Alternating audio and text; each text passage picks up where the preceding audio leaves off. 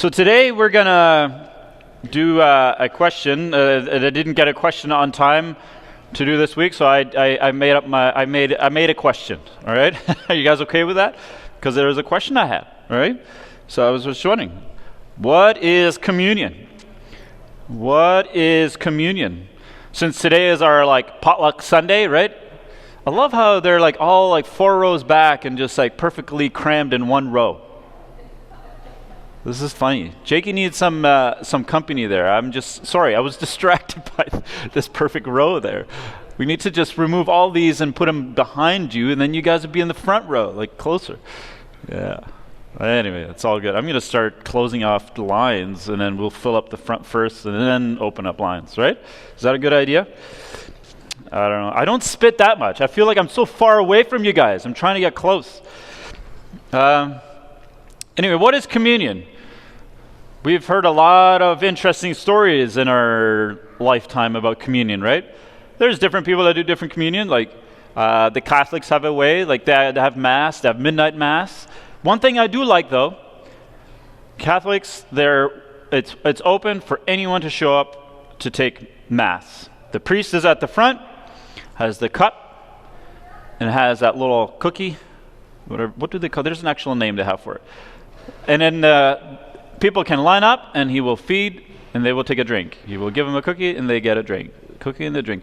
You know what? You can come with crazy alcohol breath, and he'll almost fall over, and he'll still give you that cookie and that drink, right? And I just wow, that's amazing. We would think that's heresy where we come from, right? Most people in our area, tri-state area, they'd be like, oh my goodness, how dare you come in? I smell alcohol on you. You cannot take part in communion. This is bad. But what is communion? So we're going to first off, what is it? Where does it start? I'm going to get right simple here, all right? This might be very familiar to everyone, but I think we need to cover some of this because we can get into a repetitive thing, and why do we do it? And we don't even know why we're doing it. We're just starting. That's why I was okay, if I got someone to do a backflip here every Sunday, and then the next generation, they would start doing backflips still off the stage every Sunday, thinking that's what keeps them saved or in the church, right? But we just did it because we were having fun. But the next generation already is they're oh man, I dread coming Sunday, but I gotta go. If I don't go and do a backflip, I'm not gonna go to heaven, right? That's literally what's been happening. That's what's been happening with communion. People dread communion Sunday because they're afraid. But but I gotta. So there's between a rock and a hard place. I don't want to go, but I gotta go. I'm really scared to go, but I'm scared not to go. So you got to weigh out your options. Got to see what happens, all right? So let's start at Matthew 26. So this is Jesus has the Last Supper together with the disciples, right? That's where the origin of the whole story, where we think it all started, right? Where we think that, okay, well, Jesus invented this thing that you have to eat a little bit of bread and a little bit of wine, drink a little bit of wine, right? So it's okay, Jesus started something, and we've turned it into some religious nonsense for over the last thousands of years. But anyway, so here it just the context is that they're eating, right? So he brings this stuff together, he breaks the bread, and then he divides it, and then he gets the cup, and then he shares it. And he says, as they ate, Jesus took the bread and blessed it and broke it and gave it to his disciples, and he said to them, this is my body. Eat it. Notice, this is my body. Eat it, all right? And there's an important reason I underline that, because you need to remember it, because we're going to go back a few chapters in John later. But anyway, then taking the cup of wine, he gave thanks to the Father. He entered into the cup, and he says, he entered, this is the one part that we often forget. He entered into covenant with them, saying, this is my blood. Each of you must drink it in fulfillment of the covenant. Drink it in fulfillment of the covenant. All right? Notice he says it was his blood that was given, and he says, and he made the covenant with them, but he says, drink it to fulfill the covenant. All right. For this is the blood that seals the new covenant. It will be poured out for many for the complete forgiveness of sins. Complete forgiveness of sins. All right? Just remember reading that. So we're going. Number 29, he says, the next time we drink this, I will be with you, and we will drink it together with a new understanding in the kingdom realm of my Father. Next time we do this, there will be new understanding. They didn't know what was going on yet. They were like, this is cool, Jesus. Like, yeah, you're sharing. You're being nice, right? That's what it says, share. We tell our kids, sharing is caring. So they're like, oh, Jesus really cares, right? He's sharing his drink and he's sharing his bread. Were they that cheap that they didn't have enough? Did somebody just not do that enough? Because he told the disciples, go buy some bread, right? So all of a sudden he's sharing it. But there's the whole purpose of it all right? Now the next communion, so that is what communion. Communion is, that's where the origin story would be, all right? But we're going to answer what is communion as we go. But there's other questions that arise up with this whole idea of communion. So can I take part in communion, right? All right, so now we're going to keep going. So now we're going to go back. We're going to go back to John chapter 6, where Jesus introduced the whole idea of eating his body and drinking his blood, right? Sounds cannibalism, right? Just people that have, I often think of what people think when we talk these terms and read these verses of people that have never heard the Bible, have no context of what's really going on. What is he talking about? Because that's what they actually thought, and I think people might think that today too. But he's making a point. So, John chapter 6, he says, the truth is, Jesus said, Moses didn't give you the bread of heaven. It's my Father who offers bread that comes as a dramatic sign from heaven. Okay, I'm going to go back a little bit. So Jesus is referring to that I come from the Father and I'm the bread of life, right? You've heard that before. I'm the bread of life. And then he compares it to the man on heaven. So they're like, oh, so you're talking. So they thought he was talking about the same bread of life that came from heaven, like in the days when Moses was in the desert with the Israelites, right? And there was manna, fresh manna every day, right? But then Jesus basically points out later, he says, no, that's not the same kind of bread, because he says those people died. But the kind of bread you're going to eat here is not going to lead to death. It'll actually give you life. But he says, Moses didn't give you the bread, but it came from the Father. Because they thought Moses was the one that did it, right? So this says it came from the Father. The same way this came from the Father. This bread, my body, came from the Father, right?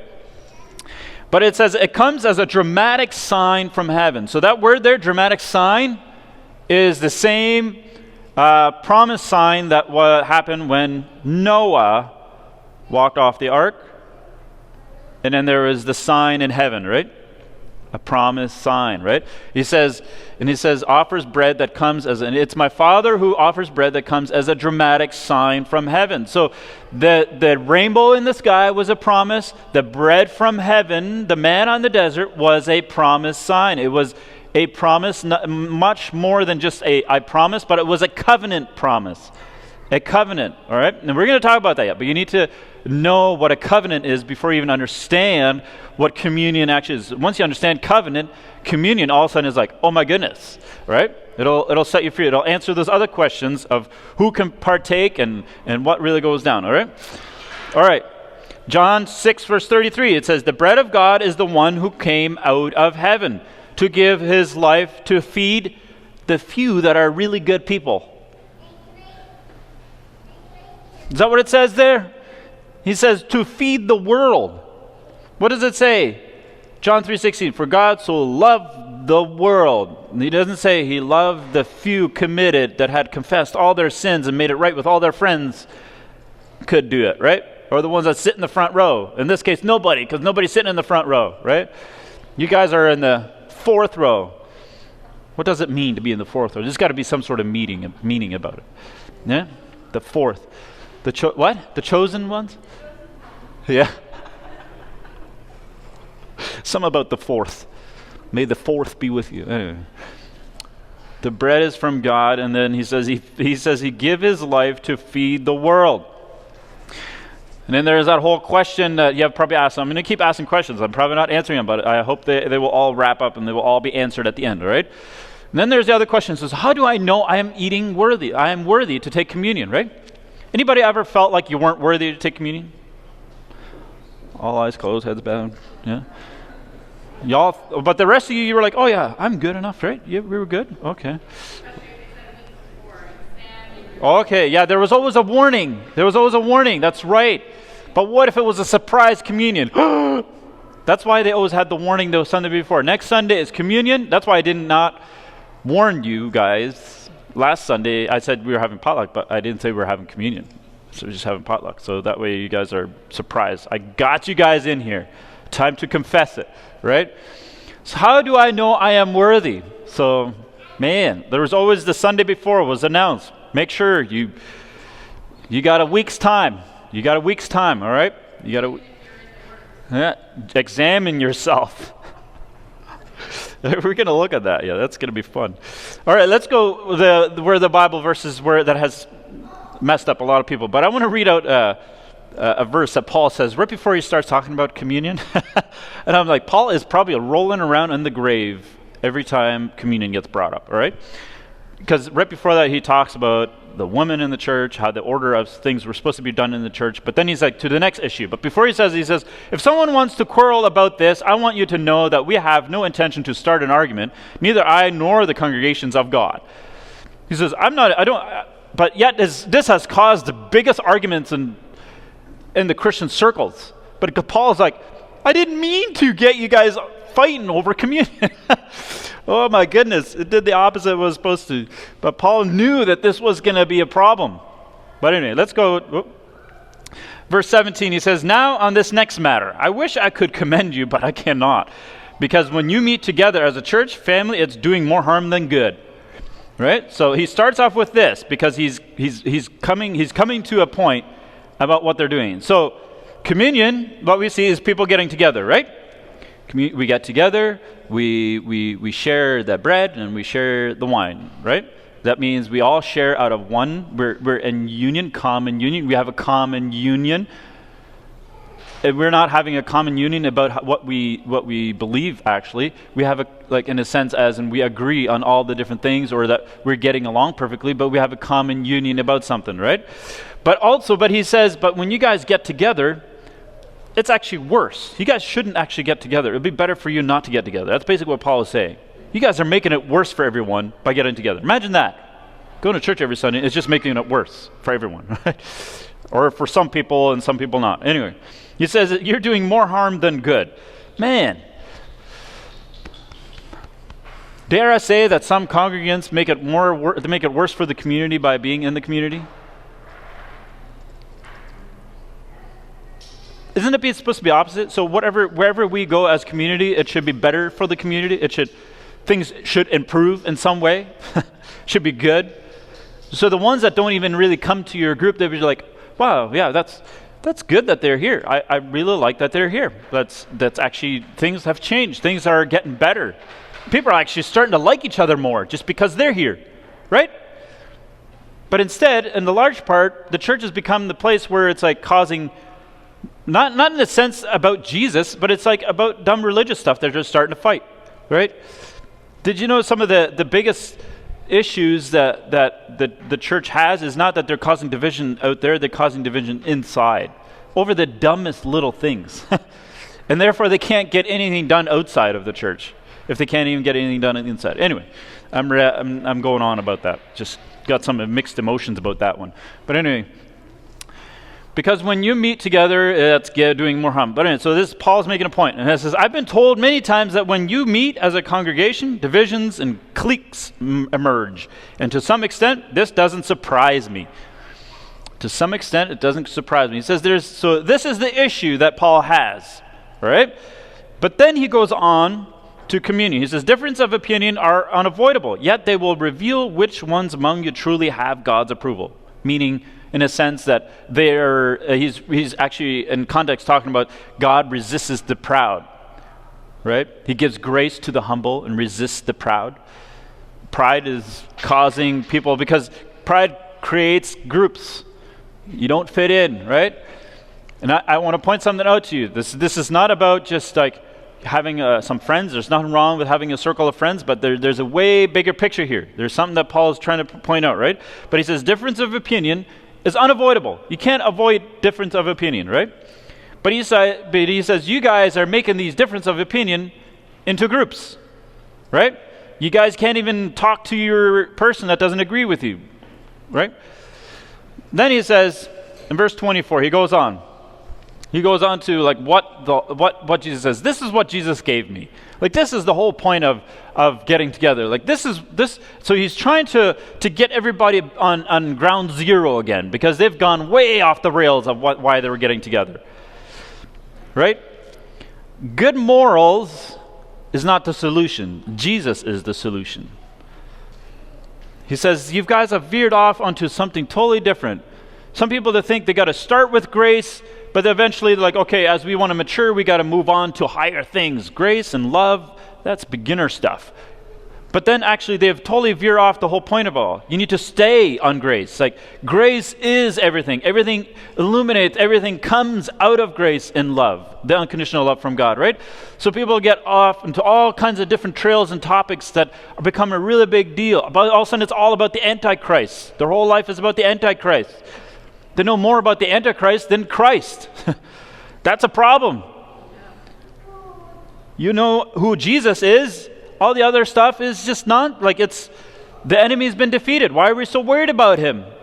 Right? So that's literally what he's trying to, you guys are getting all worked up on all kinds of other stuff. And then he says, and this is what he says, goes back to, this is what Jesus did. This is what he did. He said, and he gave thanks, then he distributed it to the disciples and said, take it and eat your fill. It is my body which is given for you. Do this in remembrance of yourselves. Do this in remembrance of me. Every time you get together, everything you do, you should zero down on remembering Jesus. And not just remembering like all the good things that he did, or having these little Bible stories about all the works, but there's something about remembering Jesus. What it actually means, what remembering grace, because when you remember Jesus, you remember the covenant. Because Jesus said, remember before he says, he made a covenant with them. So remembering Jesus, you're remembering a covenant, right? All right, let's move on. He says, and this cup seals the new covenant. He says, and he gave the covenant. So Paul's explaining. He's going back to what Jesus did, the original intent. See, Paul wasn't even there. But he says, I received this revelation firsthand from Jesus. They didn't have to explain it to me. He says, I got it from him. Right? And he says, this cup seals the new covenant with my blood. Drink it, and whenever you drink, do it to remember my own mistakes, my sins. So all week I got to try to remember my sins, and then on that one Sunday, it turns out Jesus says, no, you're supposed to remember me, not all your past week's dumb stuff. Right? Anyway. Let's move on. Like there's a lot of guilt tripping that happens in the next passages that people use. All right. So then whoever eats the bread or drinks the cup of the Lord in a way that is unworthy will be guilty of the body and blood of the Lord. So if you come unworthy, you're the guilty one. What was the whole point of Jesus dying on the cross and rising from the dead? Why did he do it? What was it to accomplish? We were guilty, death on the cross and resurrection. Then what were we then? What were we then? We were not guilty, right? So now after the cross, you eat and drink unworthily, all of a sudden now you're guilty? Okay, well I'm just asking those questions because we need to narrow down what the whole point of it, because all of a sudden everything gets thrown out. What Jesus did, all the things that Jesus did on the cross, the whole point of it, that he paid for sins once and for all. And then we read one verse like this, and then all of a sudden all that doesn't matter. All of a sudden we go right back to guilty. All right? Okay. Let's not forget. This is for anyone who eats and drinks a judgment on himself if he does not recognize the body. For anyone who eats and drinks judgment on themselves. Does it say if you eat unworthily, you eat and drink judgment from God on you? A lot of people think that God is judging them if they eat unworthily. Doesn't say that. He says you put judgment on yourself. It comes from yourself. And why is it? Because you do not recognize the body. What did Jesus say the body was for? That he says, my body is broken for you to get what? Life, right? My body was broken for you so you would get life. So if you don't recognize that, you eat and drink. What were they doing in that church, in the Corinthian church? They were getting together and eating and drinking, and they didn't even know why they were doing it. That's the same thing. I would say the context of Corinthians is same thing happening in the church today. They're eating and drinking. They're drinking the little wafer cookie and drinking the wine, but they have no idea actually why. That is not recognizing the body. So if you still go out of communion guilty and thinking you're condemned, or all week before you think you need to make things right, you do not recognize the purpose of communion. You've actually totally missed it. Even if you got your wife, wow. You got your life. If you got your wife cleaned up and prepped for communion, wow, that could go really bad. If you got your wife, your life,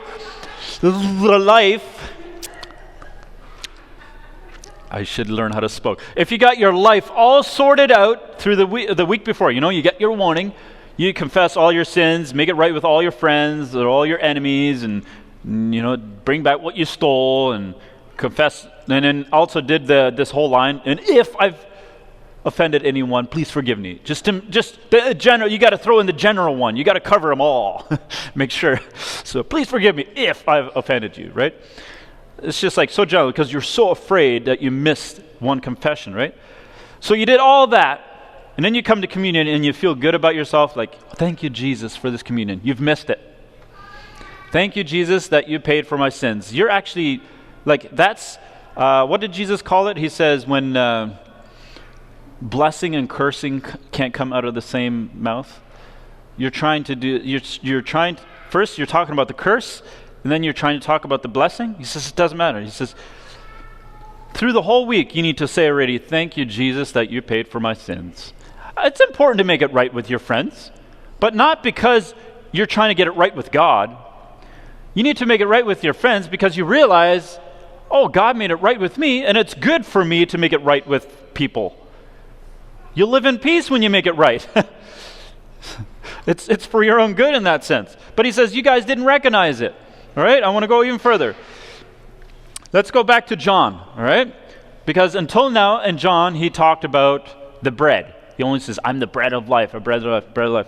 But in John, and then he goes, and then they get all furious and mad, and then Jesus just hammers it down again. He doesn't let off. He's like, you guys are going to eat my body. If you want life, you got to eat my body. And he's like, first he says he's from heaven. He's like the bread from heaven. First he claims to be the one from heaven.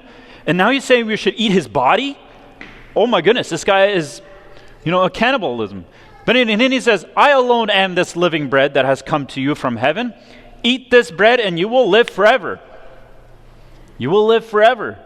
The living bread I give you is my body, which I will offer as a sacrifice, so that all may live. All may live. Who's given the bread? Who's handing out the bread? Jesus is handing out the bread, and that all may live. All right. In the next verse he says, and this is where he introduces a new thing. And this is what the Jewish people, they would have understood, all right? Because we don't understand covenant very much, the whole idea about blood covenant and stuff. So he says, so Jesus said to them, truly, truly, I say to you, unless you eat the flesh of the Son of Man and drink his blood, you have no life in yourself. Remember we were saying before, and there was the manna in heaven was like a sign in heaven of a promise, of a covenant, just like the rainbow. Did they do anything to get that promise when Noah stepped off the ark, after the flood? Did they participate in any way to create that covenant? No, it was God making a covenant with man.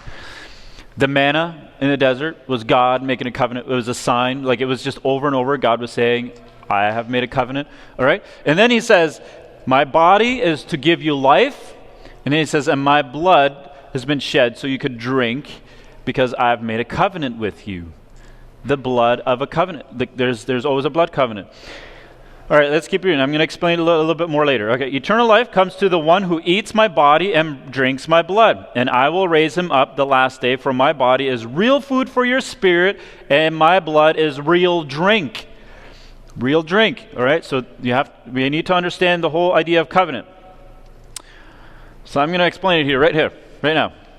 So remember when David and Jonathan, they made a covenant, right? They made a blood covenant. They both cut themselves, and they made a blood covenant. Again, this is the thing you need to understand between the difference between a contract and a covenant. I think majority of Christian people, they live life with God with a contract mentality. They think that a contract is something where both parties, they sign, and a contract is made that there's conditions. I will do this and this and this, and if I don't do this, I miss out. All right? If either party breaks the contract is null and void for both. All right? It breaks apart. That's how a lot of people live with God. They think they've got this contract with God. If I keep my life together, confess my sins, and do the right thing, the contract is still intact. I'll make it in. I'll bring my contract to the gates of heaven and say, oh, it's been fulfilled. The contract has been fulfilled because I did my part and God did his part. Covenant is this. Okay, let's say even using a marriage. When you make a covenant, you both come together. There's no conditions on there. There's actually no, like signatures and stuff. That's why it's made with blood covenant, because blood covenant, you enter each other's blood, and therefore you're forever attached to one another. In a sense like this, a covenant is, if this half of the party breaks a covenant, the person on this side continues to fulfill his part no matter what. All right? That's how when there's two people make a covenant. So that's why when David and Jonathan made a covenant with one another that you will now be one of me and I will be one of you. And then when Jonathan died, he sought to find his children, his son, right? And then they thought David was out to destroy the family, even though Jonathan fought on Saul's side. Remember? Jonathan had made a covenant with David, but yet he went to war to try to catch David because he was with Saul, right? But even in that, so that the image they had that because Jonathan now fought with Saul, technically David's enemy, and then Jonathan dies, David still held his end of the covenant because it's not a contract. Because just because one broke it doesn't mean it falls apart. David goes and looks for his family. They thought that he was going to kill them. So they ran, but he finds them, and then he brings the son to his table, and it says, you are sitting at my table like if you're mine. I made a covenant with your dad, therefore you benefit with it, all right? So there's another illustration I want to use now. Did you know that the Declaration of Independence that's in the U.S., it was actually a covenant? It was a covenant with all the ones that signed the Declaration of Independence. They made a covenant. They all actually shed blood. There was a blood covenant with these guys because they were under Britain, right? Under the British. And they said, we will defy, we will go against, we're making our own country. He says, we're not under Britain anymore. But it says there was going to be some serious consequences. They would all die because of it. But they made this Declaration of Independence, right? And then they made a covenant, all each other. And it says, even if all to the last people give in and run or give in back to Britain, even if there's just one, he would still remain standing and die for it because he made a covenant. That Declaration of Independence would still stand, even if all of them would break the covenant they originally made because of the pressure of dying. And they all brutally paid for it because they defied Britain. They made their own Declaration of Independence, and it was a covenant. They're staying with it, all right? Now notice here, Jesus says, I'm the bread of life, and then he introduces the drink. He says, this is my blood that was shed, and this is my covenant I'm making with you. So Jesus says it was the covenant that he makes. He says, I will hold up my end of the bargain no matter what. And it's the same image in the communion. I'm giving you the bread of life, and you will receive life because I entered this covenant with my blood. He sealed it with the blood. So when you break the bread, and you go in your home and you break bread, and you believe that, you realize that Jesus' body was broken for my body, but if it only stays with bread, Where is the promise? There's no assurance yet. And then Jesus is like, you know what? I will seal this deal, and I will shed my blood as a covenant, that I will hold up my end of the bargain forever, even if you break your end. You can break your end of the bargain or whatever. There is no side of you. In Hebrews it talks about, it says that God made a promise with himself because he couldn't swear upon anyone higher than himself. Usually when you swear on something, you swear on something that's more important and more higher, right? More powerful. But God's like, I can't find any, so I'm doing it on myself. I swear on myself that I will fulfill what I promised to fulfill. So the bread that you eat, God says, I will fulfill because I made that covenant with you. It's not based on you. So now all of a sudden, when you're coming to the table in communion, it's not because I made it right that God holds his end.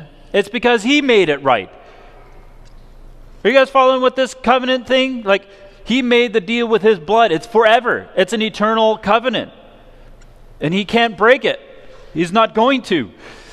All right, he says, Christ suffered and died for sins once and for all, the innocent for the guilty, to bring you near to God by his body being put to death and by being raised to life by the Spirit. He brought you near to God by breaking his body, and he sealed the deal by shedding his blood, that covenant.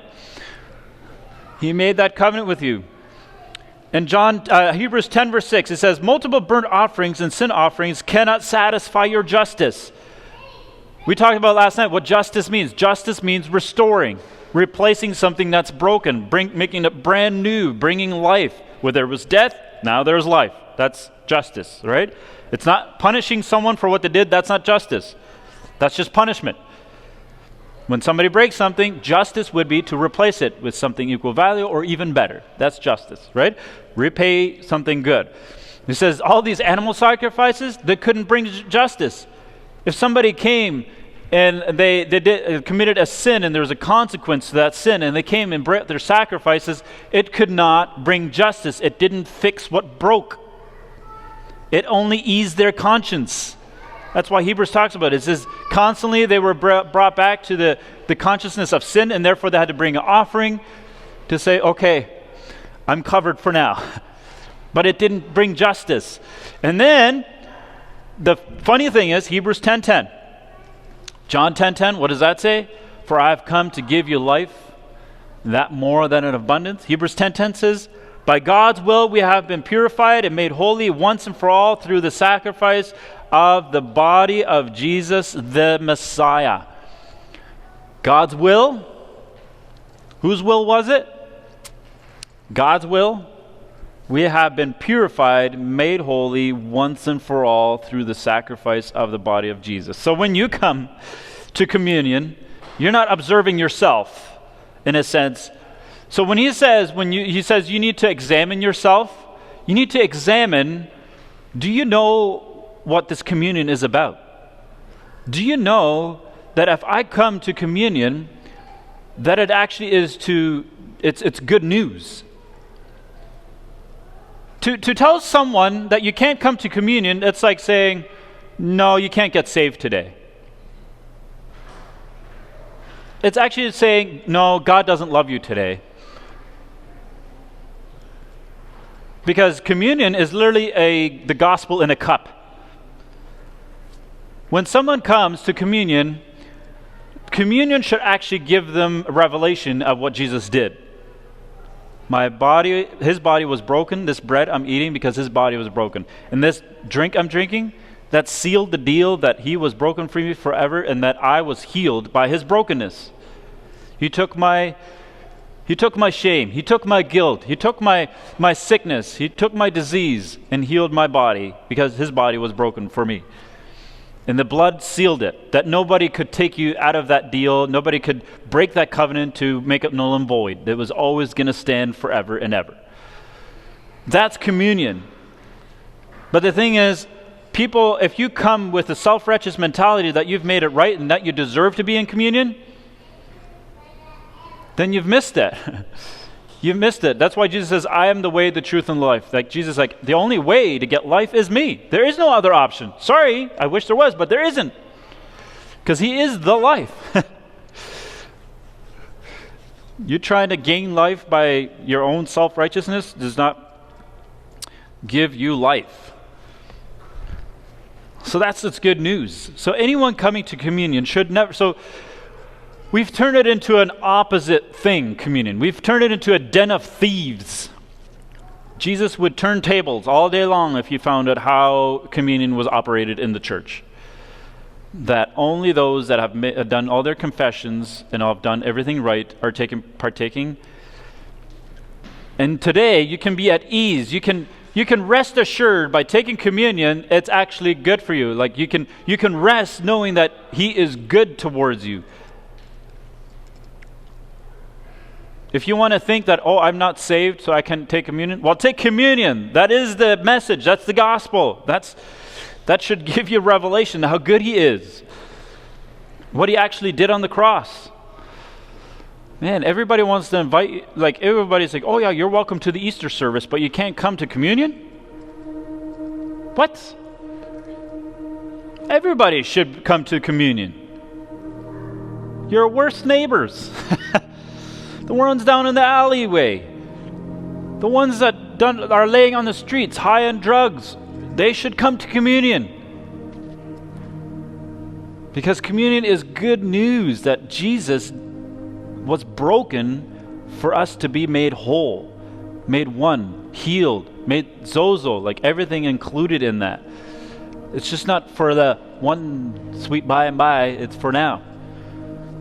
That's good news. So now we can eat and drink and saying thank you. That's actually where thankfulness comes from, right? Can you give thanks for the eat and drink if you were the one that made yourself all right and now you're eating and drinking? Who do you give thanks to? It would be yourself, right? If it was you that had to confess all your sins first and made it right before you were worthy. But if you come as you are and eat and drink, it would be like, oh my goodness, I'm partaking of something that, oh my goodness, this is beyond, I could never have paid for this. I could have never made up enough effort to get this for myself, like to pay for it. But Jesus gave it to you anyway. He like gave it all, like, and then He's like, and you know what? I'll always give it to you forever. The blood covenant also said it will stand forever. It's not just today and tomorrow you got to make a new one. This week, next time we do communion, you guys, we got to make a new contract because you broke it all along the way. No, this covenant stands, and that cross, it was like a big slap on the earth. Boom, it's done. And it's like it's going to be it's tattooed to the world forever. Right? So it's good news. Johnny, are we singing a song?